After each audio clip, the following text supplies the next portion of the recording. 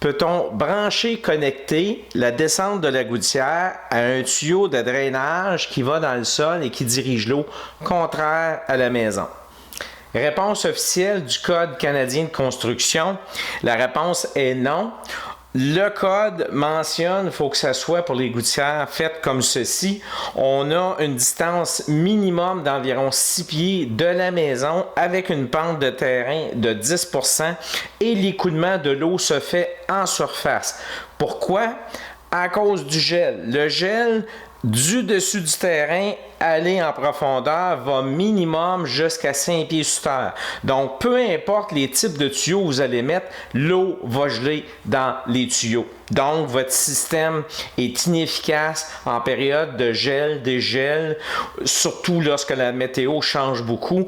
Et d'ailleurs, moi, par observation, je suis très d'accord et je suis très confortable avec la façon que le Code national du bâtiment décrit la façon de faire, parce que moi, je constate régulièrement que les quincailleries que les gens installent, qui prennent la descente de gouttière, qui l'envoient dans un tuyau dans le sol, c'est brisé. C'est cassé, fendu. De quelques pieds plus loin, vous observez, vous ne voyez pas les fentes, vous ne voyez pas que c'est cassé, mais quand vous allez toucher à la quincaillerie et vous la brassez un petit peu, vous mettez de la pression dessus, vous voyez qu'un cassé à plusieurs endroits. Il ne faut pas se poser la question. C'est le gel, c'est la glace qui a fait briser la quincaillerie. Un autre point très important, surtout ici, ça concerne, je vous ai mis cette étoile, des problèmes de santé, que ce soit petit, moyen, majeur. On parle de buée, d'humidité, de quantité d'humidité qui serait en surplus dans votre propriété, dans votre maison. Ce qu'il faut comprendre comme loi de physique numéro 1, c'est que les vapeurs d'eau s'accumulent sur les surfaces qui sont les plus froides. Donc, c'est pour ça que vous retrouvez avec de l'humidité des gouttelettes sur les vitres, parce que les vitres sont la surface la plus froide dans votre maison. On en retrouve aussi des fois dans certains bâtiments, dans certaines maisons, sur des murs qui seraient soit mal isolés, mal chauffés, mal ventilés. D'ailleurs, 80% qu'on pourrait dire des problèmes d'humidité dans les maisons sont causés par un manque de bonne climatisation, de ventilation ou un mauvais contrôle d'humidité dans la maison. Je vous parle ici de l'appareil, l'hydromètre, que vous pourriez vous servir justement pour contrôler le taux d'humidité dans votre maison et ainsi être capable de mieux contrôler le taux d'humidité. Généralement, 45%, 55% de taux d'humidité, c'est ce qui est à peu près confortable, mais vous êtes tenu de faire la lecture sur le sujet et tenter le plus possible de contrôler le degré d'humidité dans votre maison. Sur notre maison, nous avons pratiquement tous un tuyau d'évent de plomberie. Ce tuyau sert à emmener de l'air à tout ce qui est les systèmes de drain, de tuyaux de drain dans notre maison. Ce qu'on appelle un solin d'évent de plomberie. En anglais, ici dans l'Outaouais, souvent, dans la construction, on va parler de flange. Donc, c'est un morceau de caoutchouc flexible et ce qu'il ne faut pas faire, c'est le but un peu de ma présentation ici, c'est d'éviter d'avoir la flange qui est installée au complet sur le bardeau.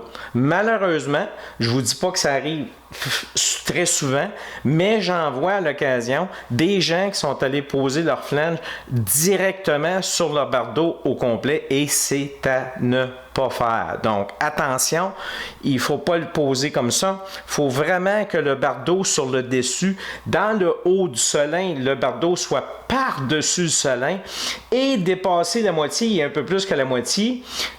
Ici, le dessin, je l'ai fait approximatif. Il faut s'informer. Informez-vous comme il faut de la bonne pratique et des bons produits, bons calfeutrants à utiliser.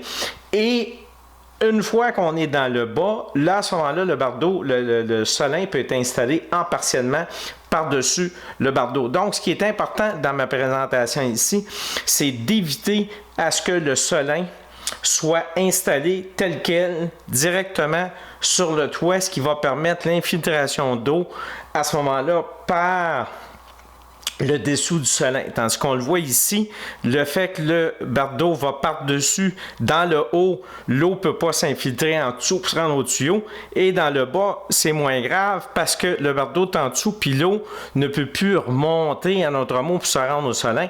Donc, suivez les bonnes directives, les bonnes façons de faire de comment installer un évent de plomberie. Ici, on pourrait dire que c'est un sujet chaud. On va parler de plancher chauffant à radiant, que ce soit électrique ou à l'eau, plafond, plancher.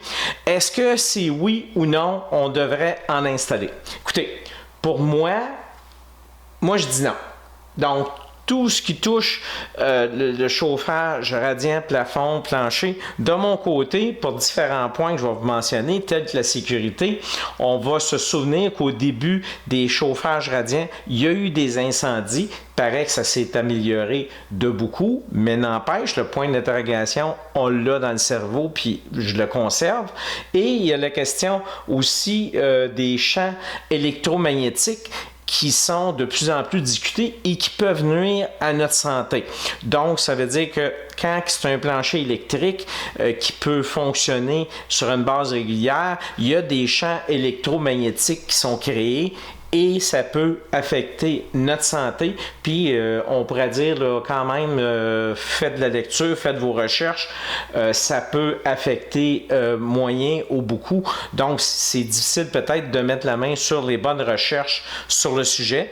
Il y a la question de garantie éprouvée. Ben, tu sais, pour combien de temps vraiment que les compagnies vont vous garantir puis vont prendre soin de vous s'il y a quelque chose qui arrive à ce type d'installation-là. Il y a la question aussi que le prix est en surplus. Donc, quand on fait l'installation d'un chauffage radiant, c'est plus coûteux qu'un système de chauffage conventionnel.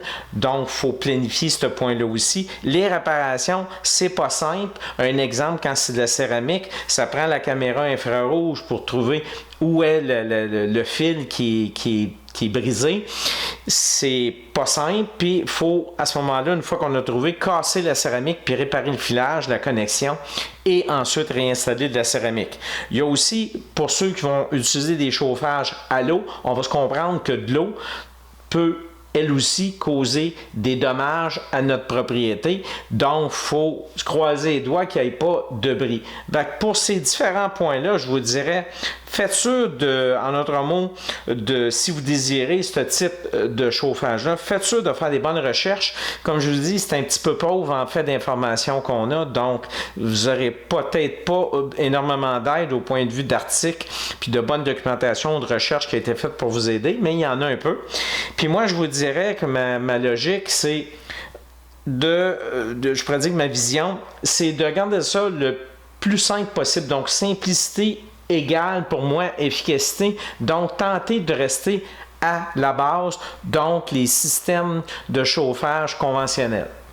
Vitrage. Il faut comprendre que les vitres, c'est le produit qui est le moins isolant dans nos maisons.